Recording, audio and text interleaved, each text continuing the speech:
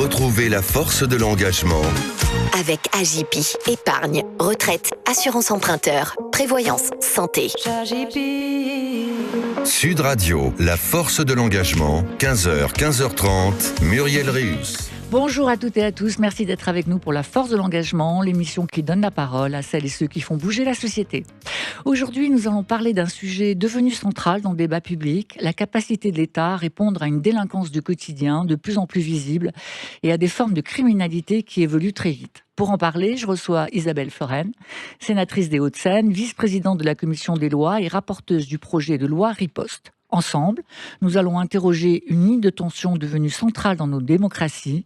Jusqu'où faut-il adapter l'arsenal sécuritaire face à l'évolution de la violence et du désordre contemporain? Mais avant de vous donner la parole, chère Isabelle, je vous propose de nous engager pour l'autorité démocratique. Longtemps, une grande partie des violences et des désordres du quotidien ont été progressivement banalisés. À force de répétition, ils se sont installés dans le paysage quotidien de notre société. Des rodéos motorisés, des refus d'obtempérer, des rassemblements illégaux devenus incontrôlables, des trafics visibles de tous, des violences verbales ou physiques contre les élus, les agents publics, les forces de l'ordre, les habitants. Peu à peu, s'est installée l'idée que ces situations seraient devenues normales ou pire, inévitables. Prenons les rodéos motorisés. Pendant longtemps, ils ont été regardés comme de simples incivilités, une forme de provocation, une forme de désordre passager.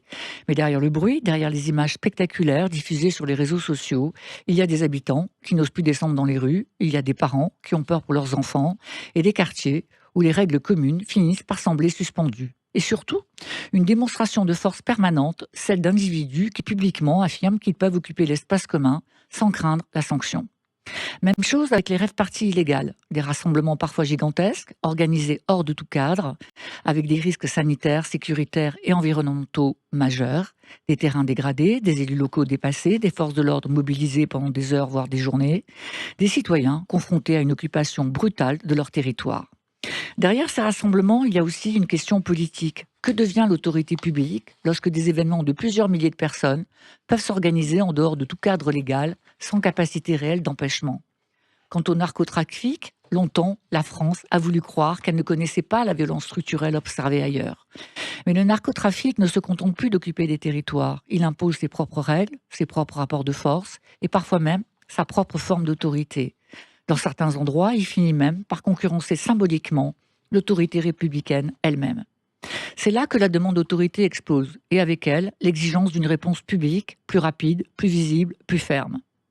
Alors une démocratie commence toujours à se fragiliser lorsqu'une partie de la population a le sentiment que les règles communes ne sont plus réellement protégées. Toute la tension démocratique peut alors se cristalliser, car comment restaurer l'autorité publique sans fracturer davantage le lien entre l'État et les citoyens? S'engager pour l'autorité démocratique, ce n'est pas défendre l'autoritarisme. C'est refuser qu'une démocratie finisse par donner le sentiment qu'elle n'est plus capable de faire respecter ses propres règles.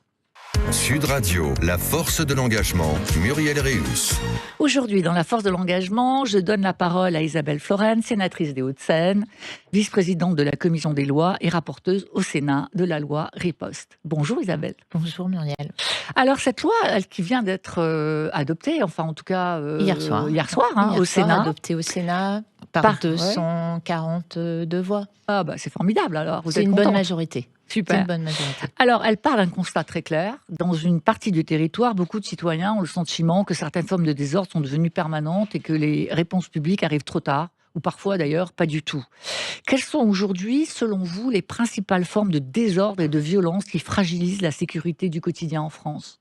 Ce projet de loi, il dresse le constat et il part du constat qu'effectivement, sur la question des phénomènes liés aux rave-parties, la question des phénomènes liés aux rodéos motorisés, aux fléaux que nous connaissons actuellement depuis 1 an, 2 ans, très importants, de l'inhalation du protoxyde d'azote, des phénomènes, des incivilités, mais plus que des incivilités, des nuisances, et puis réellement des perturbations importantes dans la société. Il faut maintenant il faut riposter.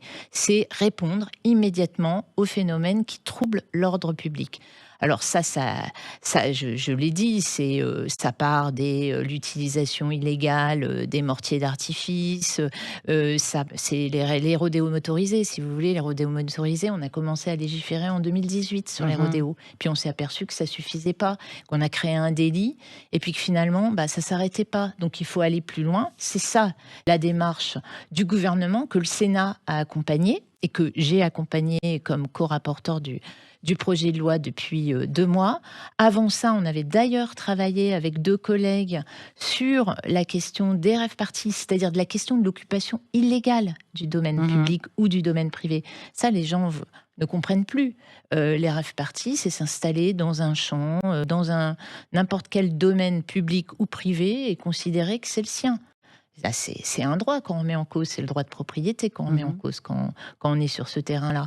Mais le rodéo motorisé, c'est des perturbations quotidiennes qui, au départ, étaient des phénomènes localisés. Puis qui touchaient des quartiers bien spécifiques de certaines villes, de banlieues. En tout cas, c'était on les appelait même urbains. On disait les phénomènes des rodéos motorisés urbains. Maintenant, c'est partout.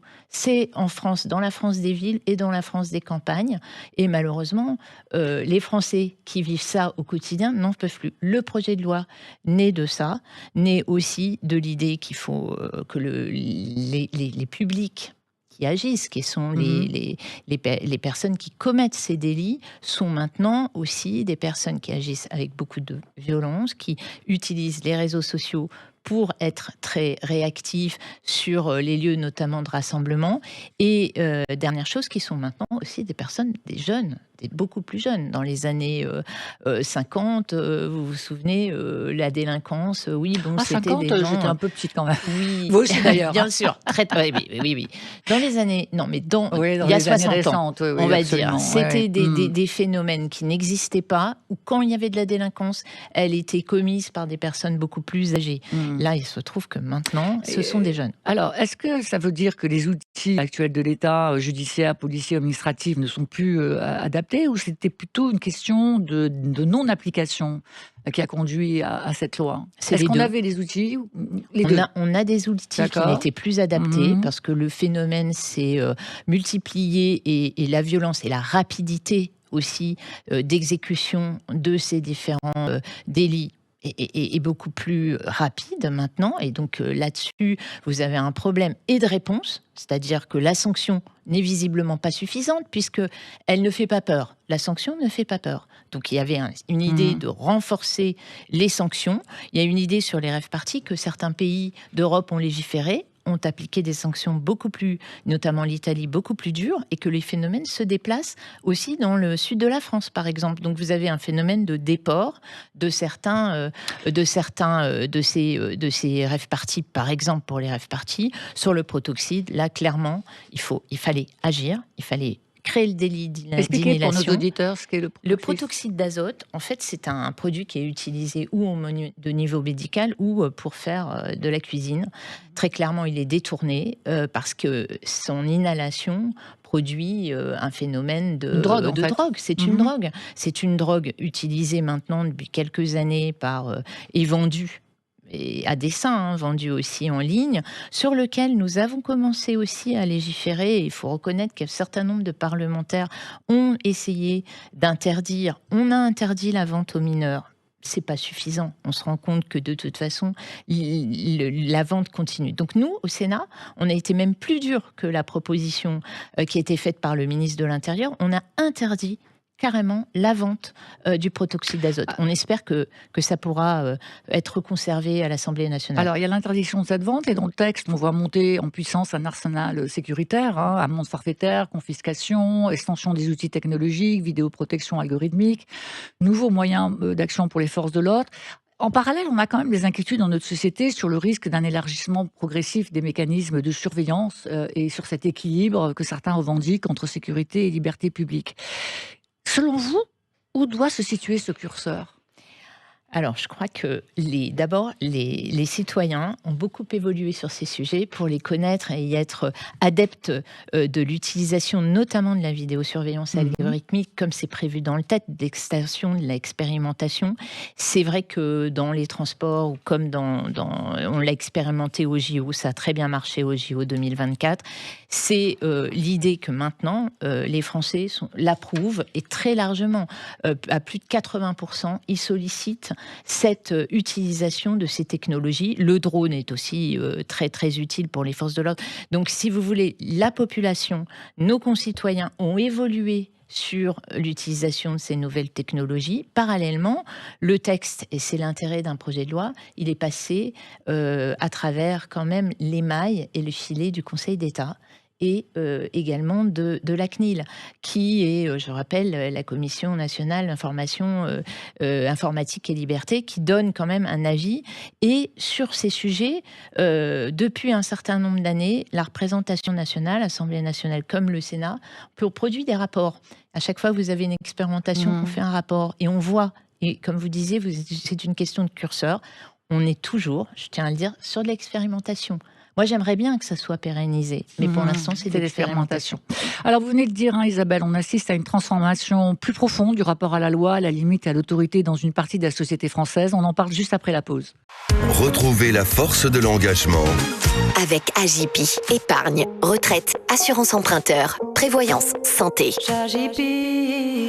Sud Radio, la force de l'engagement, 15h, 15h30, Muriel Réus. Donnez la parole à celles et ceux qui font bouger la société, c'est sur Sud Radio et c'est la force de l'engagement. Aujourd'hui, avec mon invitée Isabelle Florennes, sénatrice des Hauts-de-Seine, rapporteuse du projet de loi Riposte, nous nous engageons pour une réflexion sur la capacité de l'État à répondre aux nouvelles formes de désordre, de violence et de délinquance au quotidien. Alors, quand on écoute les élus locaux, les forces de l'ordre ou certains habitants, on revient souvent à cette même idée, celle d'un sentiment d'impunité, vous en parliez tout à l'heure. Dans les travaux que vous avez menés, qu'est-ce qui vous a le plus marqué sur le terrain ? Quels sont les phénomènes que vous avez observés qui produisent concrètement sur la vie des habitants, des commerçants, des maires ou des policiers, des sentiments profonds de désaccord avec ces nuisances ? Oui, c'est les nuisances du quotidien. On préfère le mot nuisance à incivilité parce que ça va plus loin. Parce que le rodéo, l'utilisation, le détournement de l'usage, par exemple, du protoxyde d'azote, l'usage de stupéfiants, de toute façon, sur la voie publique, les rodéos motorisés, l'usage des mortiers d'artifice. On constate dans un certain nombre de nos villes, en dehors Parce que les mortiers périodes... d'artifice, ça peut être mortel.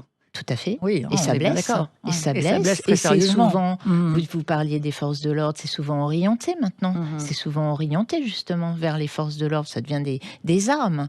Donc ça, nous avons vu ces phénomènes effectivement s'accroître de façon quand même assez importante, exponentielle, pour pas dire, on peut le dire, exponentielle depuis un certain nombre d'années. Et face à ça, vous avez d'une part des élus, des Français qui se sentent finalement avoir le sentiment qu'on ne fait rien, et donc ça laisse à penser alors que l'État ne fait rien. C'est pas vrai. Sauf que on n'a pas forcément les bons outils. Sauf que les forces de l'ordre sur le terrain, elles n'ont pas forcément les bons outils pour répondre. Que pour essayer d'arrêter un rodéo motorisé en France, c'est pas le cas au Royaume-Uni, on fait pas le contact parce que le contact est dangereux et que le refus d'obtempérer est extrêmement dangereux aussi pour la force de l'ordre qui va essayer d'arrêter et aussi pour la personne qui se retrouve sur l'engin. Donc tout ça nécessite une surveillance et des moyens nouveaux, et je parle en surveillance, mais après, de confiscation. Vous parlez là du rodéo motorisé, par exemple. Nous, on a donné la possibilité de confisquer le matériel, et s'il n'est pas réclamé, et s'il se refile le titre de propriété, de pouvoir les coincer et de pouvoir détruire très rapidement, au bout de 2 jours, le véhicule. Parce que si vous allez embêter les propriétaires qui laissent tourner leurs engins, leurs 2 roues dans ces rues, vous allez confisquer. Confisquer, ça suffit pas. À un moment, il faut détruire. À un moment, il faut rappeler à l'ordre le propriétaire en lui disant oui, on a compris le système. Tu le refiles à ton copain. Tu dis que t'es pas le propriétaire. C'est ça que nous ont dit. Vous me dites qu'est-ce que vous ont dit les forces de l'ordre ? Ben nous, ils nous ont dit on n'en peut plus. Ils nous ont montré notamment à Juvisy-sur-Orge comment ils travaillaient, mais pour eux c'était désespérant. Arrêter quelqu'un et 2 jours après, le voir recommencer, pour les forces de l'ordre, c'est pas, évidemment, c'est écœurant, mais pour les familles, pour les gens qui vivent dans ces quartiers, c'est épuisant.